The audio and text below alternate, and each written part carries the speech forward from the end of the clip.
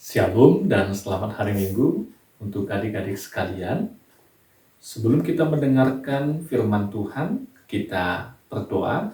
Dilipat tangannya, ditutup matanya, kita berdoa. Damai sejahtera Allah yang melampaui segala akal, itulah yang memelihara hati dan pikiranmu dalam Tuhan kita Yesus Kristus. Amin. Adik-adik yang dikasihi oleh Tuhan kita Yesus Kristus yang menjadi firman Tuhan untuk kita pada hari Minggu ini tertulis dalam Injil Lukas 10 ayat 25 hingga ayat 37. Kita buka Alkitab dari Injil Lukas 10 ayat 25 hingga ayat 37. Beginilah firman Tuhan. Orang Samaria yang murah hati. Pada suatu kali, berdirilah seorang ahli Taurat untuk mencobai Yesus. Katanya, "Guru, apa yang harus kuperbuat untuk memperoleh hidup yang kekal?" Jawab Yesus kepadanya, "Apa yang tertulis dalam hukum Taurat? Apa yang kau baca di sana?" Jawab orang itu, "Kasihilah Tuhan Allahmu dengan segenap hatimu, dan dengan segenap jiwamu, dan dengan segenap kekuatanmu, dan dengan segenap akal budimu, dan kasihilah sesamamu manusia seperti dirimu sendiri." Kata Yesus kepadanya, "Jawabmu itu benar, perbuatlah demikian, maka engkau akan hidup." Tetapi untuk membenarkan dirinya, orang itu berkata kepada Yesus, "Dan siapakah sesamaku manusia?" Jawab Yesus, "Adalah seorang yang turun dari Yerusalem ke Jeriko. Ia jatuh ke tangan penyamun-penyamun yang bukan saja merampoknya habis-habisan, tetapi yang juga memukulnya, dan yang sesudah itu pergi meninggalkannya setengah mati. Kebetulan ada seorang imam turun melalui jalan itu. Ia melihat orang itu, tetapi ia melewatinya dari seberang jalan. Demikian juga seorang Lewi datang ke tempat itu. Ketika ia melihat orang itu, ia melewatinya dari seberang jalan. Lalu datang seorang Samaria yang sedang dalam perjalanan ke tempat itu. Dan ketika ia melihat orang itu, tergeraklah hatinya oleh belas kasihan. Ia pergi kepadanya, lalu membalut luka-lukanya, sesudah ia menyiraminya dengan minyak dan anggur. Kemudian ia menaikkan orang itu ke atas keledai tunggangannya sendiri, lalu membawanya ke tempat penginapan dan merawatnya. Keesokan harinya ia menyerahkan 2 dinar kepada pemilik penginapan itu, katanya, "Rawatlah dia, dan jika kau belanjakan lebih dari ini, aku akan menggantinya waktu aku kembali." Siapakah di antara ketiga orang ini, menurut pendapatmu, adalah sesama manusia dari orang yang jatuh ke tangan penyamun itu? Jawab orang itu, "Orang yang telah menunjukkan belas kasihan kepadanya." Kata Yesus kepadanya, Pergilah dan perbuatlah demikian." Demikian firman Tuhan.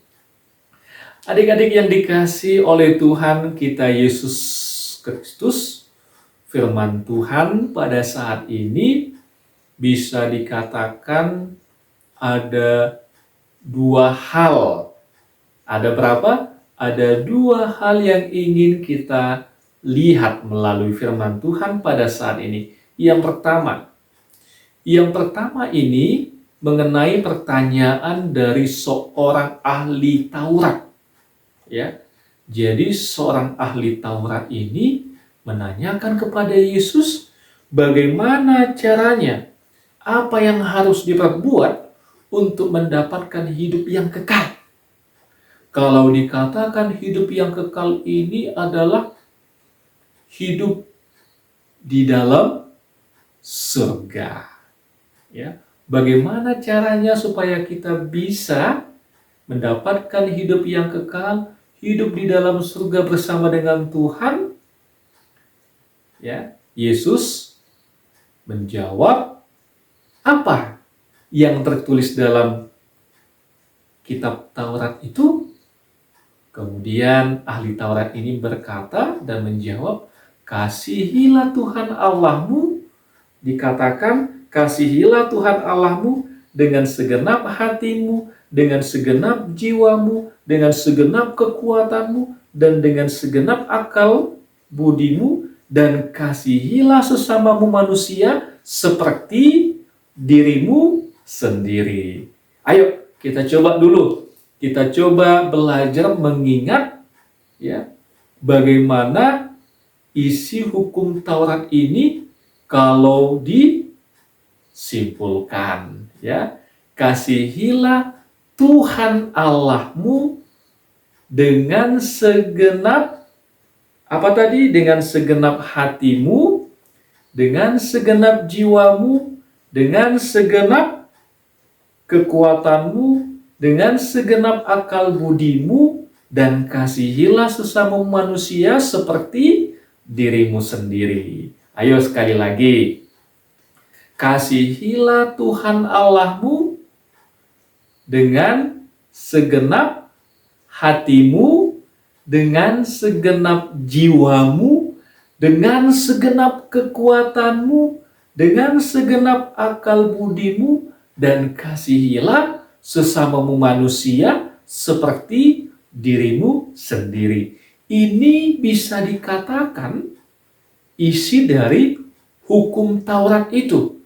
Hukum Taurat dari hukum Taurat yang pertama hingga yang ke-10. Mulai dari akulah Tuhan Allahmu, jangan ada padamu Allah lain di hadapanku. Sampai ayat hukum Taurat kedua, ketiga, keempat, sampai yang ke-10. Ini kalau disimpulkan ya menunjukkan bagaimana kita mengasihi Tuhan dari hukum Taurat yang pertama sampai yang keempat, juga mengasihi sesama manusia dari hukum Taurat yang kelima sampai yang ke-10.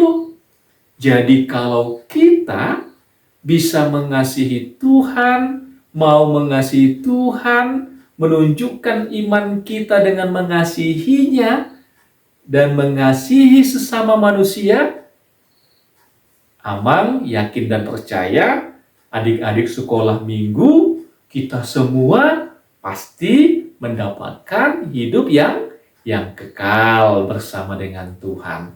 Kemudian yang kedua, ahli Taurat ini bertanya, siapa sih sesamaku manusia? Ya.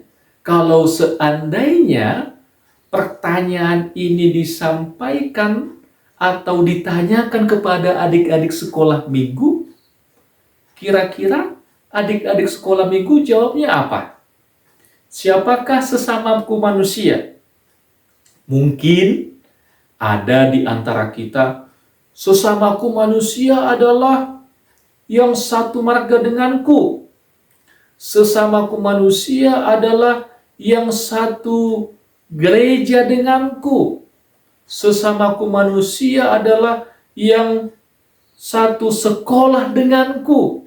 Apakah seperti itu?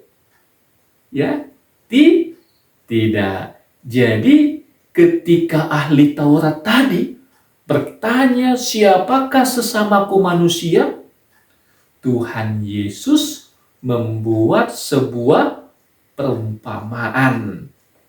Perumpamaan ini bisa dikatakan sebuah contoh, ya. Bagaimana contoh yang disampaikan oleh Tuhan Yesus? Jadi pada waktu itu ada seorang Yahudi, ya. Ada seorang Yahudi yang turun dari Yerusalem ke Jeriko. Jadi di tengah jalan orang Yahudi tadi dirampok. Ya, adik-adik tahu nggak siapa itu perampok? Kalau perampok itu adalah orang yang mengambil orang yang mencuri milik orang lain secara paksa. Ini baik atau tidak ya? Tentu tidak baik. Jadi pada waktu itu orang Yahudi ini turun dari Yerusalem ke Jeriko. Di tengah jalan ada perampok. Dia tidak hanya mengambil barang milik orang Yahudi tadi, tetapi mereka juga memukulnya. Memukul orang Yahudi tadi sehingga dia terbaring kesakitan di tengah jalan. Kasihan ya adik-adik ya. Mudah-mudahan kita semua senantiasa dalam lindungan Tuhan ya. Jadi pada waktu itu seorang Yahudi tadi ini sudah kesakitan, ya, sudah sangat menderita karena dia dirampok, kemudian dia dipukuli.